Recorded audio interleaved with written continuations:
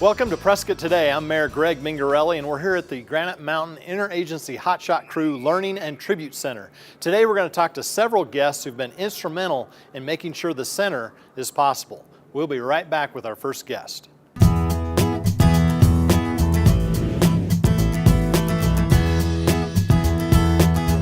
It's my privilege to introduce our first guest on the show. This is John Marsh. He's the chairman of the board of the Granite Mountain Interagency Hotshot Crew Learning and Tribute Center. So John, welcome to the show. Thank you.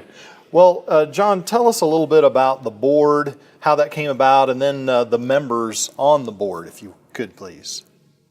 Well, the initial meeting was held back in August, and out of that meeting, the board eventually formed in November. We have a 9-member board. The board represents family members, community members, the fire community, the police, and it's a diverse board that can come together and make things happen. Yeah, that's great. And tell us who specifically is on the board. We have Dennis Bushell, former fire. We have Nancy Christie and Diane Clevenger, who are citizens that have had extensive work and helped get this thing started. Jason Lohman, fire and police. Tom Haney, who is with Mayor Fire. And Karen Norris, who represents one of the family. Marty Reed, who is the assistant superintendent of schools here. So we have a wide representation. Oh, that's great. So John, Chief Light really kind of helped get the ball rolling early on back in 2017, I believe. Tell us about kind of those early meetings and how things got started. Well, we had a stakeholders meeting. We kicked around a lot of ideas out of a group of 30 or 40. And from that group, the current board is formed, in which I left one name off, Tony Shaw, who is our legal representative. All right. And that group then, the present board has been meeting for the past year, and along with a lot of volunteers, made this happen. This is a unique board and one of the craziest ones I've ever worked with. They not only have given hundreds of hours of their own time to the center, but they passed the hat and collected money so that we could open a bank account and have some spending money to make this happen. Tell us a little bit about the mission and kind of the purpose for the Learning and Tribute Center. Well, the main purpose and mission that we have is to display the memorabilia that you will see in the center that was left on the tribute fence, also to pay tribute to the members, the 19 members of the Granite Mountain Hotshots. And one very important thing is the learning aspect, which we hope will teach young and old about wildfires, how they happen, wildland firefighting, and also what a wildland firefighter really is. Well, I think this is a fitting tribute to remember the men, but like you say, the educational piece, the learning part of this center, I think is very well done and very important to make sure the public really understands wildfire and is educated on wildfire. Mm-hmm. So I appreciate that component of the Learning and Tribute Center. What are some of the longer term goals? You know, we're here in the mall right now and on the 5th anniversary, very fortunate to have this kind of space to show off these artifacts and to have the Learning Center part of this here. But what's the longer term goal, John? Well, the long-term goal that we have is to eventually, down the road, a few years, own our own space and building, be able to display more things and have a larger area to expand the learning component of the center. Okay. Now, you work with families. John is the father of Eric Marsh, who was the leader of the Granite Mountain Hotshots. And John, in working with the families, when you opened here a few weeks ago, what was the response from the families when they first came into the Learning and Tribute Center? The ones I've talked to seem to appreciate the work and the effort put into it. And the community has been asking for something like this for some time, and so they've been eager to volunteer to help staff and help run the center in the future. So if community members or members nationwide, I know there was a large outpouring from the whole world for that matter, but if people want to get involved, if they want to help out financially, how can they do that? Well, eventually we'll be doing various fundraising activities. We may sell some souvenir items. Of course, donations are always accepted. We'll be applying for various grants and contributions from the various corporations that have philanthropic funds. Okay.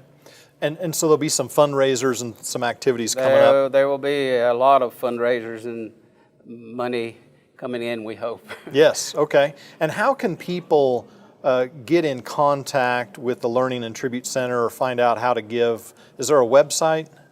We have a website, we have a Facebook page. I want to thank you so much for your efforts here to make this a reality.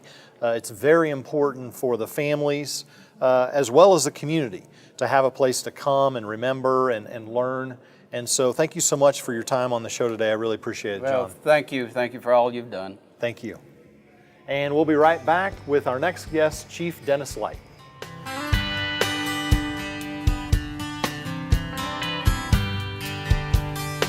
And we're back. I'm Mayor Greg Mingarelli, and you're watching Prescott Today. We're here in the Granite Mountain Hotshot Learning and Tribute Center, and I'm here with Chief Dennis Light with the City of Prescott. Thanks so much for being with us today, Chief. Good afternoon, Mayor. How are you? Yeah, I'm doing well. So you played a role early on with the board back in 2017 to kind of get the ball rolling with this Learning and Tribute Center. Talk a little bit about how that came about. Well, actually, it came about by courtesy of a couple of our community members. They wanted to do something, and this came all in the aftermath of the sale of the buggies and the building and those kind of things. With that, a couple of community members came with Gene Wilcox. We met with the city manager, and we've been fortunate. We've been able to come to fruition in a very great center. Yeah, I know this is great out here. Why do you think this initiative and the Learning and Tribute Center was important? Well, you know, given the amount of time, immediately following the tragedy, a lot of folks wanted to do a lot of stuff really fast.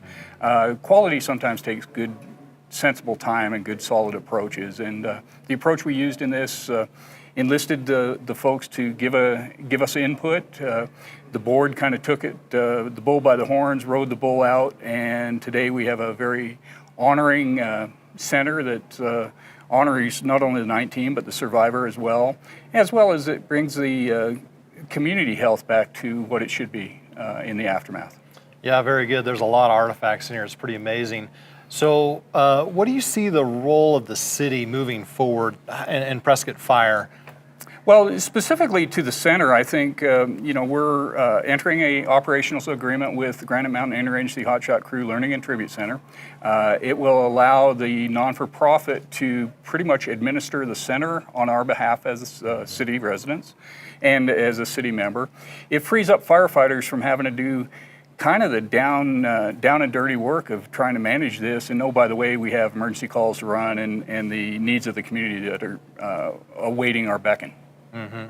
Well, it's a great partnership that the city has with the Learning and Tribute Center, and I appreciate all your efforts to kind of get the ball rolling and play your part, and also to support the Learning and Tribute Center from the city's perspective. And so thank you so much for all you've done. I really appreciate it. Oh, I greatly appreciate it as well. And the mall's been very forthcoming as well. They've been over backwards for us. When the city entered into the contract, they wanted us here, and it's a good match. Yeah, no, I think this space is really fitting for at least this initial Learning and Tribute Center. I know there's bigger plans kind of down the road, but this is a great fit, at least here on the 5th anniversary. I sincerely hope so. Yeah. Well, Great. Chief, thanks so much for being with us on the show, and thanks for your efforts with the Learning and Tribute Center. We're going to take a break, and when we come back, we're going to talk to the curator of the Learning and Tribute Center, Katie Cornelius. We'll be right back.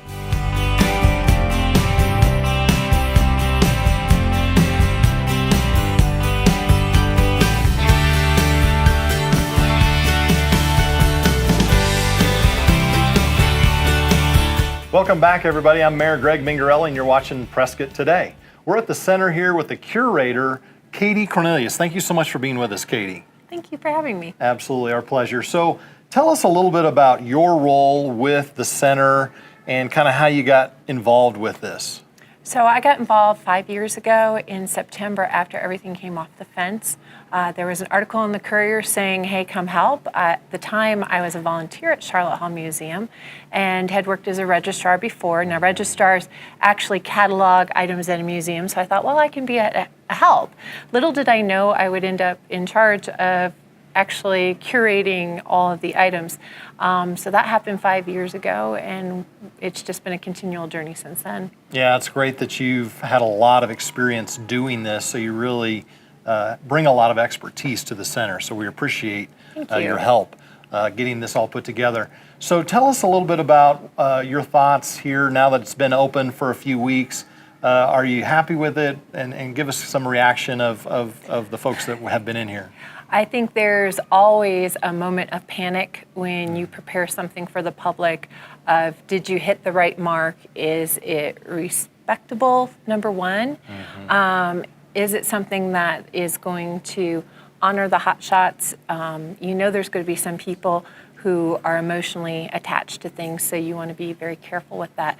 But overwhelmingly, people walk in and they're like, wow. And I'm going, okay, is that a good wow or a bad wow? And overwhelmingly, It's been a very positive wow. We've been very blessed in that the items that we have, most people have not seen. Whereas I've seen them for 5 years, it sometimes is surprising to me that it's like, oh, you hadn't seen that, or oh, you didn't know that, and you just assume. I know that sounds wrong, but you just think, well, of course, didn't you know this was here? Right. And it's been wonderful to be able to share these things with the public and with family and friends who didn't know some of these things existed. For example, the Dosi fire geocache. Many people didn't know that existed. So that was something fun to share with the public.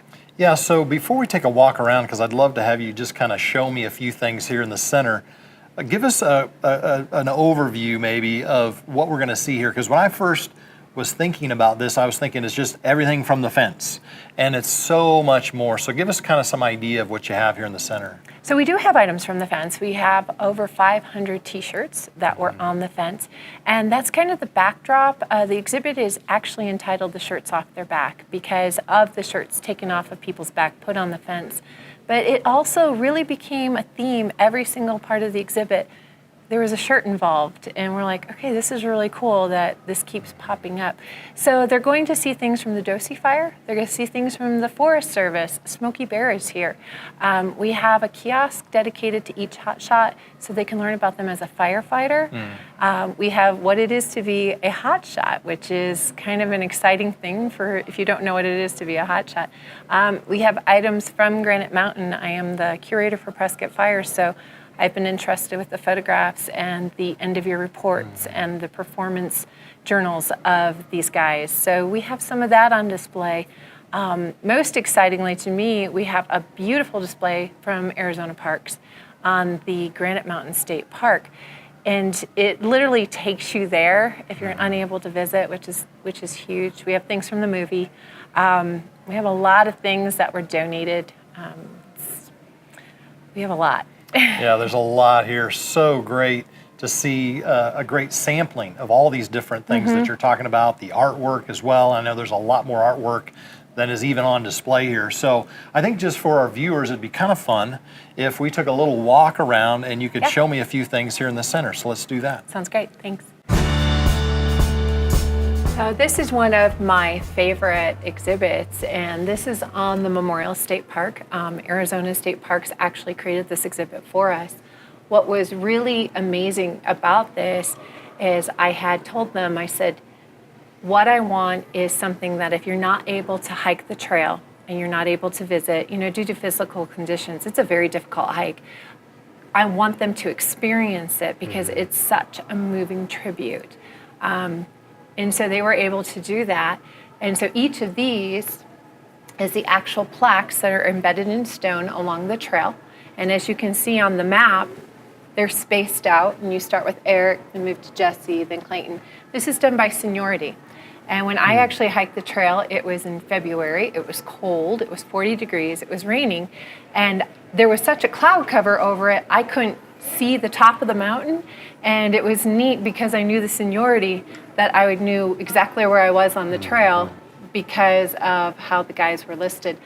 The attention to detail by the state parks to do it in such a way that is so honoring of firefighter tradition really blessed me. And what's amazing about this display is it even includes Mike Rowe's recent visit with returning the favor of getting the statue in, which I think is incredible. But this display is probably one of my favorites because if you haven't been there and you know you're not going to be able to hike it, this really allows you to experience it in a way that's accessible. It's kind of nice. Yeah, it's such a sacred site, Katie, and you're right. It's a difficult hike. From what I understand, I've not done it yet. And so this is a wonderful display to really allow the full public the opportunity to have some experience with this site. So yeah, thanks for showing me that. That's great. Let's check out some of the Granite Mountain memorabilia that we actually have here. Okay. All right, so what we have here are items from the actual Granite Mountain Hotshots. As curator for Prescott Fire, all these items were taken out of Station 7 and put away for safekeeping. One of those items is actually this whiteboard. So this was actually written the morning of June 30th. And what they would do before they go out on call is actually write how they were feeling. And so you can see some of them are 68%, 76%. But then you have Andrew Ashcraft, who is listed as stashless. So he had shaved off his mustache. Donut was listed as hell yeah. So it kind of gives you a little bit of how they were feeling that morning, but it also gives you a little bit of hotshot humor in looking at some of the things that they wrote that day. It is specially treated, so no, we don't have to worry about a little kid coming and running their hand over it. Right. So that it is preserved. But it was a great way to show what their humor was like, how they were feeling that morning. It's just a moment frozen in time. The shirts around it are actually all of the Granite Mountain shirts starting when they were the Fire Wildland crew, when they were Crew 7. We actually have one of the dice, the Fire and the Dice for Crew 7, one of their beanie hats that was donated by an alumni, well, on loan. Some of the items were actually owned by some of the guys who passed. It's just a neat tribute. Coming over here, we have the Diary of a Hotshot, which was written by Eric Marsh. And we have photos from all the years that they were a crew. So they were a crew for 10 years, 10 seasons. And over 100 Granite Mountain alumni are still out there that can probably call themselves a Granite Mountain Hotshot. So we wanted to talk about them and talk about the crew over the years, put up pictures, because they're very proud to be Granite Mountain Hotshots. No, that's a great tribute. I love the whiteboard because, like you say, it really kind of gives you some of their personality, the humor, and also remembering this is really right after the Dosey fire had happened. So when you see some lower percentages, it's because they just got off of another fire, which was kind of typical at times in fire season. Very typical, and they were really, really looking forward to having a 4-day 4th of July weekend. That was something that they were pushing for. Let's work today so that we can have that 4-day break, which is rare in hotshot circles. Right. So you mentioned earlier a geocache. Yes. So I'd love to see that. Is that over this direction? Let's head over this way. Okay. So this is what I wanted to show you. This is the alligator juniper geocache. So after they saved the alligator juniper, there's a geocache there. And the Hotshots decided to leave the IAP, their log sheet, which they all signed, a penknife, some moleskin, a Papados, matchbooks, and a pen. Now this was the blow up of that sheet. All of them signed it except for John Person, who wasn't on that fire, and Eric Marsh, who was also not on that fire. And so this is a couple days, this is on the 19th. Pete Gordon, who's the head of the Forest Service, went out a couple days later to make sure that it was okay. So he knew about it being there. And after they died, the Forest Service came, took it out, and when they built this marker, they sealed those items as a permanent geocache to memorialize the fact that the Granite Mountain Hotshots had saved it. So what's exciting is very few people have seen this or knew it existed. Until the monument was built, we had to keep it quiet. But it's a neat thing to see that here they are a week beforehand having done something. Granite Mountain Hotshots saved this world record holding juniper tree on 6/19/13. So it's a wonderful way to remember them and remember the fun of their job, which they all loved, or they would not have done it. Yeah, that's really neat, Katie. I did not know this existed. I think a lot of people knew they went up there to save the alligator juniper and do some backburns and some work up there. And I've been to the juniper since this monument Since the marker was put in.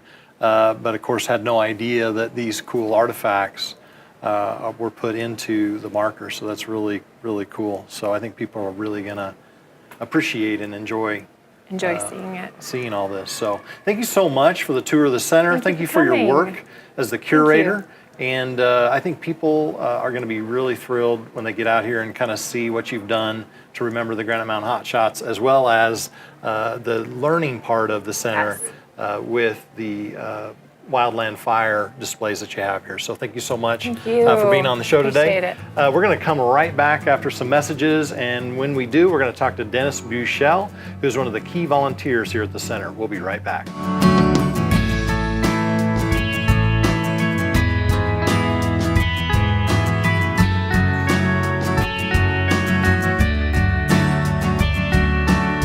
Welcome back, everybody. I'm Mayor Greg Mingarelli, and you're watching Prescott Today.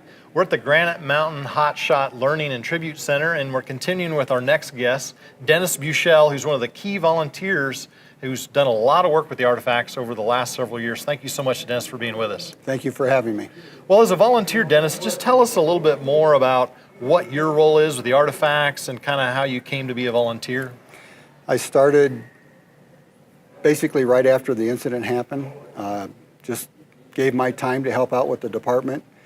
And as that time progressed and it came time to take all the artifacts off the fence, assisted with that and have since followed that all the way to storage and the display a year after, and kind of watching over all the artifacts in the last, last 4 years after. So. Okay, so there's been a lot of different stages, I guess, from the fence to eventually, cataloging and storage, and then making sure it was preserved there, and now finally here. So you've been kind of nearly every step of the way. I've been a part of it. And thankfully there's been a lot of volunteers during that time that have contributed so much to get us where we're at and to preserve everything we have. Yeah, so tell us about that. Can you kind of quantify how many volunteers you've had involved or how many hours it's taken to get to this point?